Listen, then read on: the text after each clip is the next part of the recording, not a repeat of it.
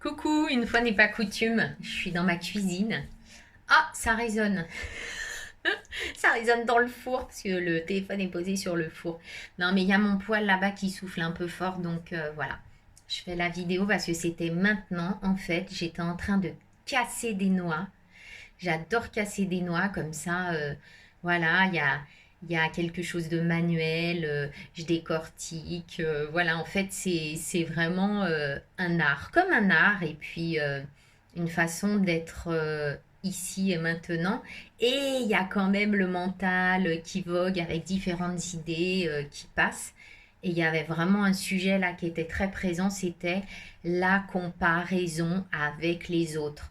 Donc cette vidéo, elle va être très, très terrestre, hein. Premier plan, peut-être deuxième, mais voilà, c'est vraiment dans la matière, comment ça se passe, ce sujet de la comparaison. Alors, le truc, c'est si on reprend juste à la naissance, ça commence dès la naissance. Et même quand on est en gestation dans le ventre. Parce que vous savez comme moi que les parents, déjà nos parents, et puis vous, si vous êtes parents, eh bien vous connaissez le sujet aussi. Il y a déjà des comparaisons, ne serait-ce que dans la la façon dont vont se dérouler la prise de décision d'avoir un enfant ou autre et tout ce qui est imprimé en fait dans les cellules par rapport à tout ça et la transmission. Donc ça c'est avant le qu'on arrive en fait dans le ventre. Donc déjà au niveau des parents, imaginez. Donc il y a toute l'histoire qui est là dans cette comparaison aux autres, dans le pays où on est, que ça se fait comme ci, comme ça, etc. Et puis après la mère donc qui porte l'enfant, et ben là il se passe encore d'autres choses parce que bien évidemment il y a cette histoire de faire partie intégrante du groupe des êtres humains, ressembler finalement à autrui de façon à rester intégré dans le groupe et dans la société. Et ça va être toute notre vie. Sauf si évidemment on arrive à prendre du recul et à voir les choses euh, en dézoomant. Donc je reviens, la mère est enceinte avec son enfant et là déjà, eh bien, il va y avoir de nombreuses comparaisons avec les autres dans comment tu accouches, quel prénom, ce qu'il y a à faire pour l'enfant, etc. Donc imaginez un peu le truffage dès l'arrivée sur Terre en fait. C'est comme si on est déjà truffé de ces comparaisons et de machin qui fait ci, comme ça, etc.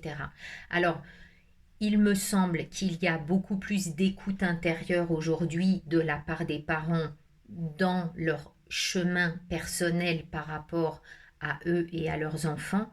Donc ça, quand même, je veux dire, il n'y a pas que des histoires tititi des uns avec les autres. Il y a aussi ce chemin intérieur et cette écoute intérieure qui se fait davantage. Mais comprenez bien, enfin vous le vivez comme moi et depuis toujours, il y a quand même cette histoire de comparaison avec l'autre et dès l'école. Donc là, l'école, c'est le summum, de mon point de vue, c'est le summum de la comparaison, la compétition, de cette histoire de rester intégré dans le groupe humain. Enfin, il y a quelque chose d'hyper puissant. Et donc, c'est aujourd'hui un sujet qui doit, enfin, qui est en train aussi de se déconstruire. Et c'est tellement fort dans nos cellules. Moi-même, je l'ai vécu évidemment. En plus, j'ai changé de travail. Je veux dire, j'ai bossé 13 ans dans la pub et le marketing direct. Imaginez, avec avoir des budgets à l'agence, être avec les meilleurs prix. Et c'est de la comparaison en permanence, en permanence.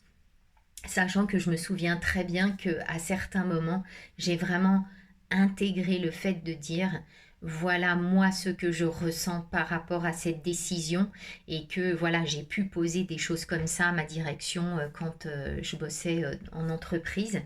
Mais bon, voilà, après, peu importe, mais il y avait déjà cette conscience.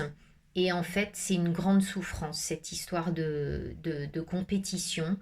Ça apporte des souffrances sur tout un tas de plans parce que le corps trinque, il y a du stress, il y a la peur qui intervient, il peut y avoir de la tristesse de ne pas parvenir à. Enfin, c'est énorme, énorme. C'est un package, mais enfin, c'est énorme, quoi. Moi, quand je le ressens, ça, c'est. Voilà, ça prend une part très importante dans la vie de beaucoup, beaucoup de personnes.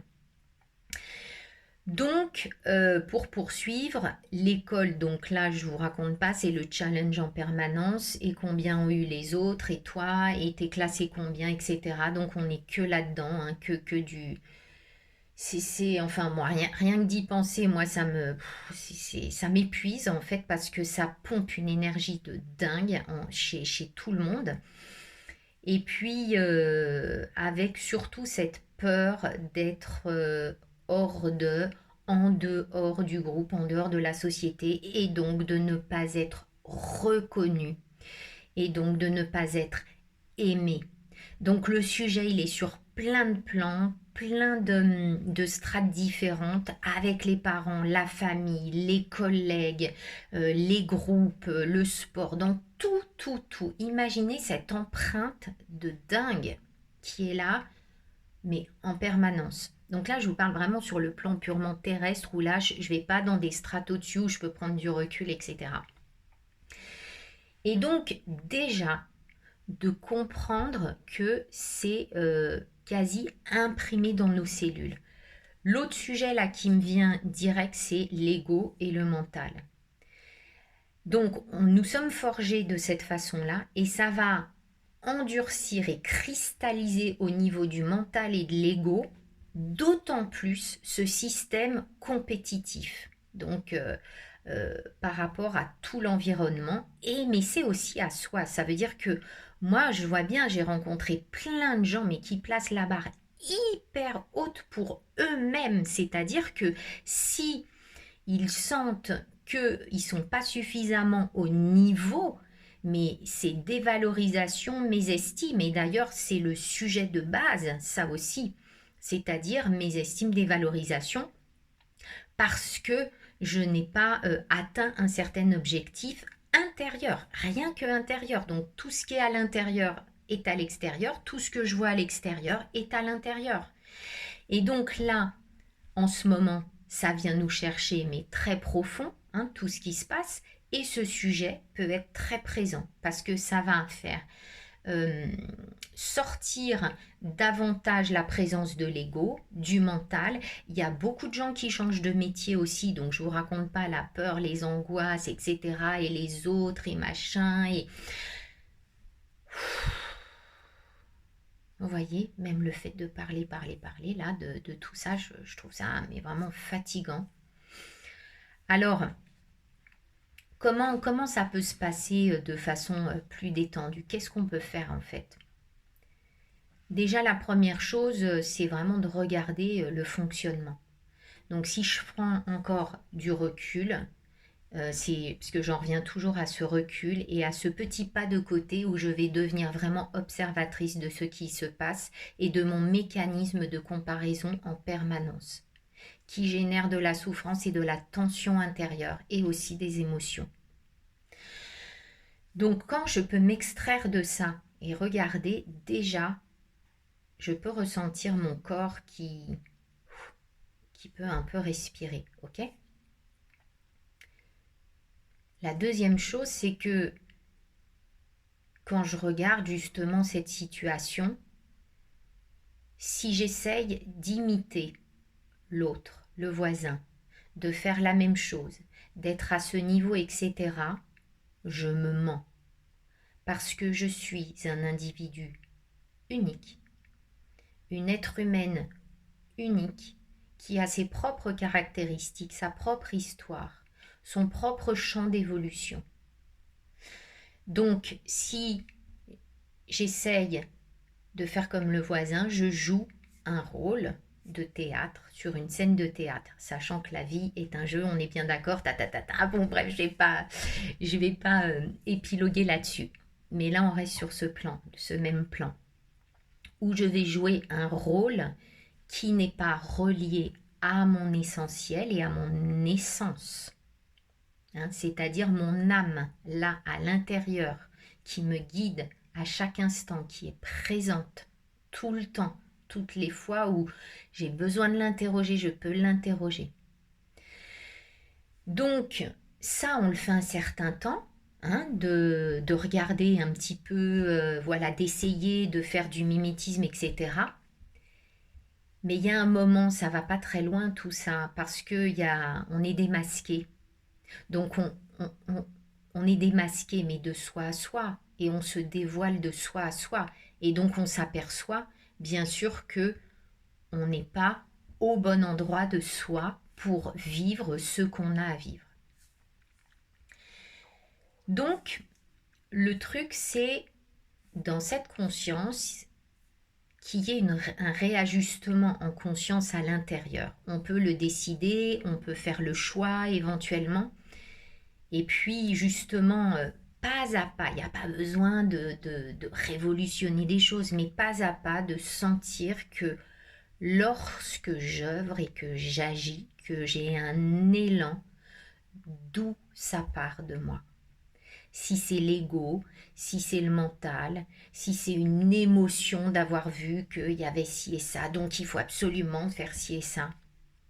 Est-ce que l'élan est profondément celui du cœur et de l'âme?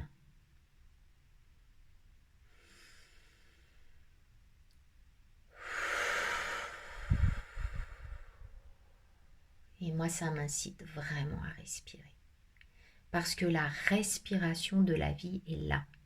Oui, ça suppose de quitter la peur. Ça suppose de prendre totale confiance en soi.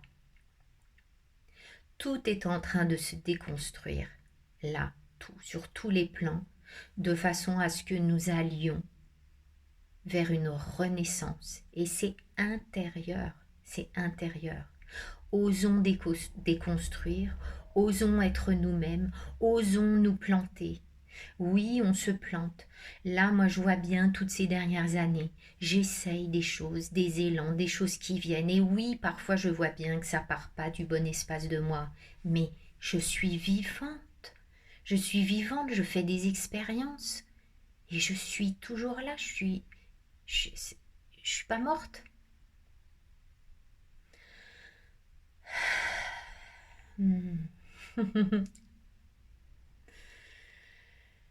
Je crois que j'ai à peu près fait le tour. Le flux était assez intense. Je suis désolée, c'est un peu intense, mais quand c'est là, c'est là. Et voilà l'élan, en fait, l'élan naturel de l'être qui est là.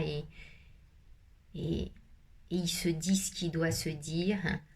Et voilà le jugement, le juge qui ment, c'est le mental. Hein, c'est le cérébral qui est, voilà, apprivoisons encore, encore, apprivoisons le mental, apprivoisons l'ego. Vraiment, soyons les meilleurs compagnons, parce que c'est vraiment, c'est une force. Ils sont une force. Donc, c'est vraiment s'appuyer dessus dans cette intelligence aussi, hein, parce que c'est une grande intelligence.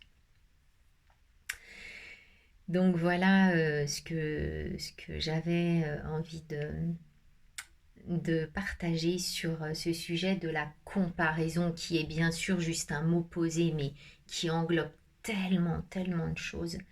Voilà. Et puis bah, quand ça saisit, parce que évidemment, moi il y a des moments je regarde des choses et puis tout d'un coup je sens ça se tend dans mon corps et tout. Mais non, non, non, non, je respire, je me relâche, mais voilà, si j'écoute à l'intérieur de moi, profondément, les élans viennent au moment opportun. Vraiment.